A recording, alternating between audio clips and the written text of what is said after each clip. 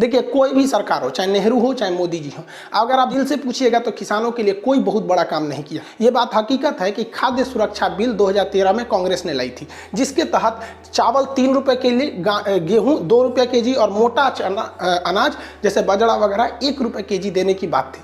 लेकिन आप अगर इसके समय को ध्यान दीजिएगा तो 2013 में ही इसे लाया गया था। क्या उससे पहले गरीबी नहीं थी? क्यों? क्योंकि 2014 में इलेक्शन था।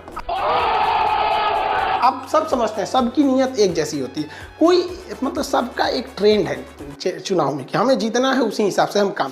समझ में आ गया? जितना अभी लॉकडाउन के बीच में कितना ज़्यादा अनाज दिया गया, गरीबों के घर पे 30-30 किलो पहुंचाया गया, लाखों टन दिया गया। तो कांग्रेस कह रही है कि हम ये विधेयक लाए थे, मोदी जी कह रहे हैं हमने पहुँचाया था। किसी ने कहा कि जो अनाज आप बांट रहे हैं उगाया किसने था?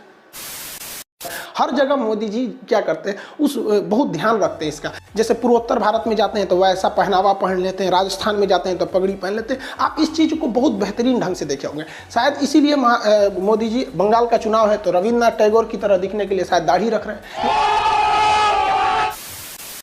हद तो तब हो गई जब कुछ लोग इस बात पर सवाल उठाने लगे कि इन्हें फंडिंग कौन कर रहा है, इतने बड़े भीड़ को खाना कौन खिला रहा है। अरे भाई, बुद्धि नाम की चीज़ नहीं है क्या?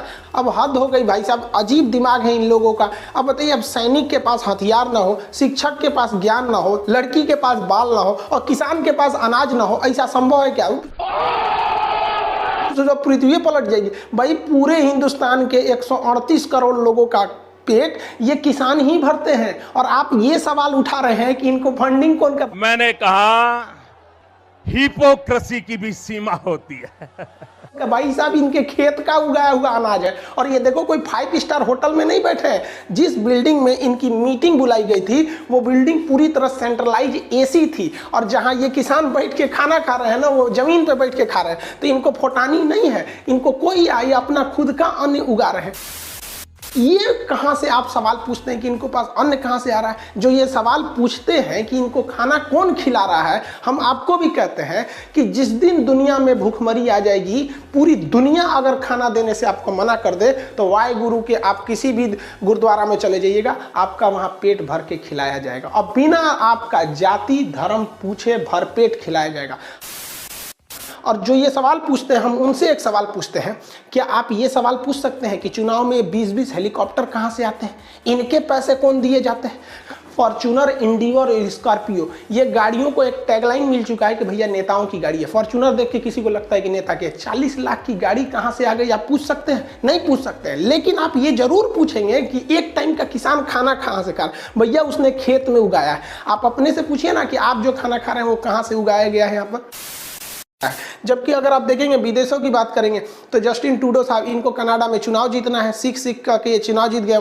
हालांकि विदेश मंत्रालय ने अच्छे से इनको दबा दे दिया है कि भैया हम एक लोकतांत्रिक देश है, आपको कोई अधिकार नहीं है कि आप हमारे आंतरिक मामले में हस्तक्षेप करें। जस्टिन ट्रूडो साहब से ऐसी ही उम्मीद की जाती थी क्योंकि इनका आदत है दूसरे के मामले में टांग लड़ाने का। अब आप खुद ही देख लीजिए ना, यहाँ पर अगर आप ध्यान देंगे तो ये ट्रंप साहब है, ये देखिए ये जस्टिन ट्रूडो है, ये ट्रंप है। इनको क्या जरूरत है ट्रंप की मेहरारू से भी? देखा इसको देखिए, ये मिलियाना ट्रंप है, बेचारा घुसिया का चल गया यहाँ पर। इसको आदतें है भाई साहब दूसरे के चीज में टांग लड़ाने का।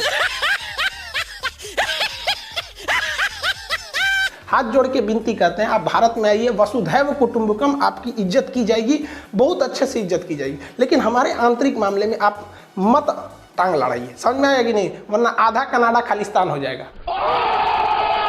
आप याद कीजिए 2013 का वो दिन जब संसद भवन ने ये विधेयक पास कर दिया था कि जेल में बैठा व्यक्ति जिसे 2 साल से ज़्यादा की भी सज़ा हो गई है, उससे वो चुनाव नहीं लड़ सकता है। 2 साल से ज़्यादा की सज़ा होनी चाहिए, उससे कम की सज़ा है तो आप चुनाव लड़ सकते हैं। तो संसद ने ये पारित कर दिया था कि अगर 2 साल से ज़्यादा या कितने भी दिन की सज़ा हो गई है तो भी आप चुनाव लड़ सकते हैं। मतलब 10 साल की भी सज़ा है तो भी आप चुनाव लड़ सकते हैं, 20 साल की सज़ा है तो भी चुनाव लड़ सकते हैं। संसद ने 2013 में पारित कर दिया, लेकिन राहुल गांधी ने उसे फाड़ दिया और कहा कि ऐसे कानून की कोई जरूरत नहीं है। मनमोहन सिंह उस समय अमेरिका में थे, वहां से आकर उन्होंने कहा कि नहीं, राहुल गांधी ठीक कर रहे हैं, हम लोगों से गलत विधेयक पारित हो गया। आपको पता ही है कि बेचारे मनमोहन सिंह को लोगों ने इस्तेमाल किया था।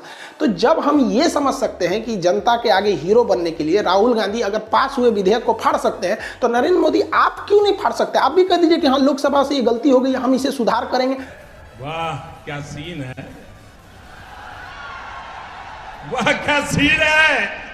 जय जवान जय किसान, उनको उनका हक मिलना चाहिए।